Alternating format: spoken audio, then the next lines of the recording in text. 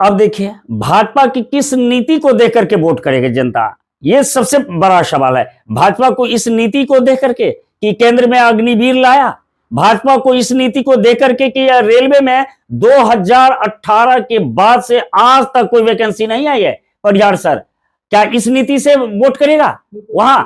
इसके बाद उत्तर प्रदेश की बात कीजिए, आज तक तो उत्तर प्रदेश में कोई वैकेंसी, जब से योगी बाबा जी आए हैं तब से तो वैकेंसी का नाम ही नहीं ले रही है। न टेट ले रही है, न सुपर टेट हुआ, न टीजीटी लिया, न पीजीटी लिया।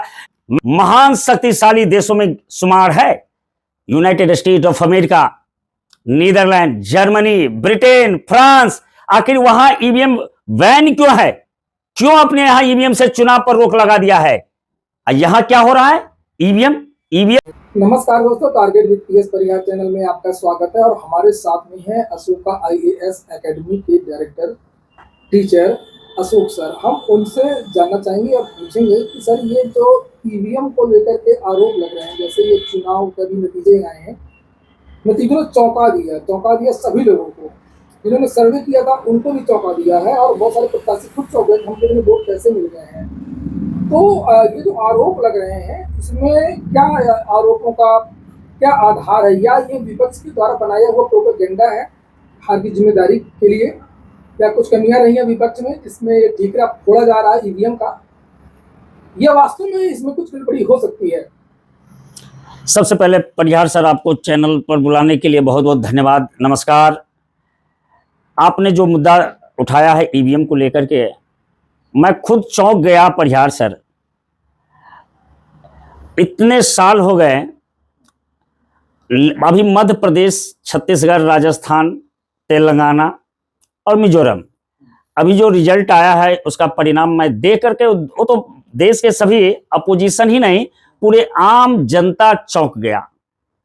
ये चौंक गया कि आखिर भाजपा की किस नीति के कारण आखिर एमपी में उसको वोट मिला, भाजपा के किस रोजगार एजेंडा के कारण छत्तीसगढ़ में इसको वोट मिला, राजस्थान में किस पॉलिसी के कारण इसको मेजोरिटी मिली वहां। मैं तो अचंभित हूं।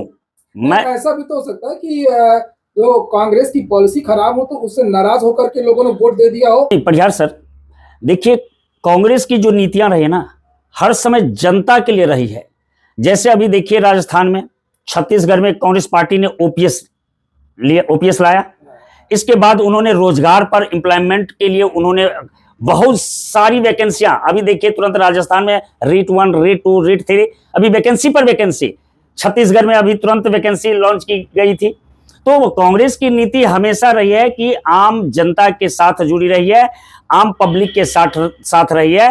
ये हमेशा कांग्रेस रोजगार की बात करेगी, किसानों की बात करती है, महंगाई की बात करती है, बेरोजगारी की बात करती है।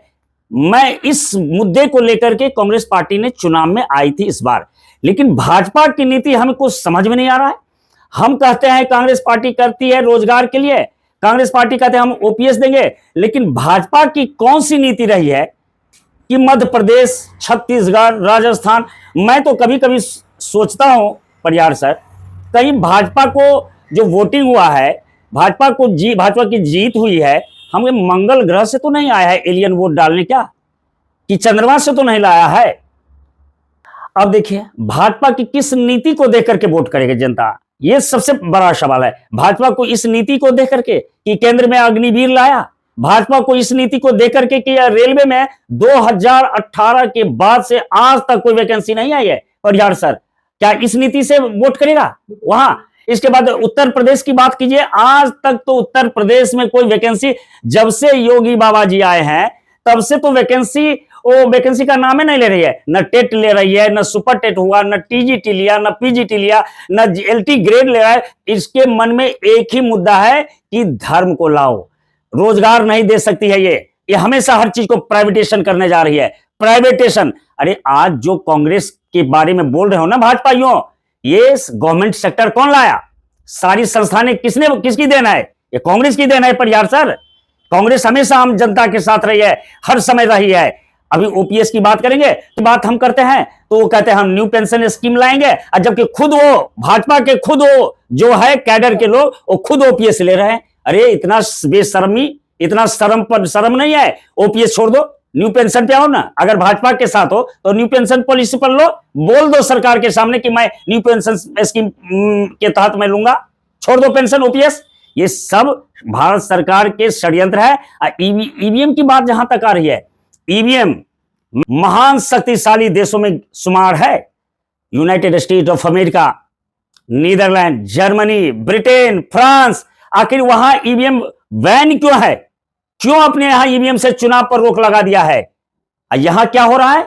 EVM EVM EVM. अरे उनसे सीखो जो दुनिया की दिशा और दशा तय करती है। अमेरिका में बैन है, जर्मनी में बैन है, फ्रांस में, इंग्लैंड में बैन है, और यहां पर ईवीएम से चालू है। जब तक ईवीएम हटेगा नहीं तो देश की लोकतंत्र इसी तरह से लोकतंत्र की हत्या होती रहेगी। ये तो लोकतंत्र की जीत नहीं मानूंगा। ये लोकतंत्र की हत्या किया है ये सरकार, भारतीय जनता पार्टी लोकतंत्र की हत्या की है। देखिए भाजपा की जीत हुई है, जीत नहीं चोरी से जीते हैं, वो ईवीएम से जीते हैं। इसको जीत नहीं मैं मानूंगा, चाहे वो जितना मिठाई बांट ले। अभी भाजपा की जीत, सरकार बनी नहीं है, शपथ ग्रहण नहीं हुआ है, लेकिन वहां के एक पूर्व वित्त मंत्री ने कहा युवाओं को रोजगार नहीं मिलेगा, रोजगार की लाइन में न खड़े रहें। अब बताइए कि वहां के वित्त मंत्री खुद कह रहे हैं, पूर्व वित्त मंत्री, इस तरह की बात कि हम रोजगार नहीं देंगे। तो हमें तो लगता है कि यूपी की तरह, वहां के भी मुझे चिंता है कि यूपी की तरह हाल एमपी में ना हो। अब वैसा होगा तो इसमें क्या होना चाहिए? इसमें 15,000 रीट पड़ी है, रीट गई ऑनरेबल सुप्रीम कोर्ट में गई है परिहार सर। मैं तो चाहूंगा सुप्रीम कोर्ट से कि पुनः दोबारा बैलेट पेपर से मध्य प्रदेश में चुनाव कराया जाए, राजस्थान में चुनाव कराया जाए, और छत्तीसगढ़ में चुनाव कराया जाए, तेलंगाना में भी कराया जाए। मैं तो कह रहा हूं, मैं कह रहा हूं 5 राज्यों में बैलेट पेपर से पुनः दोबारा चुनाव कराया जाए सर। अगर ईवीएम की विश्वसनीयता अगर जांच करनी हो, चेक करनी हो, तो मैं रेंडमली कहता हूं, रेंडमली 20 विधानसभा सीट पर बैलेट पेपर से चुनाव करा ले।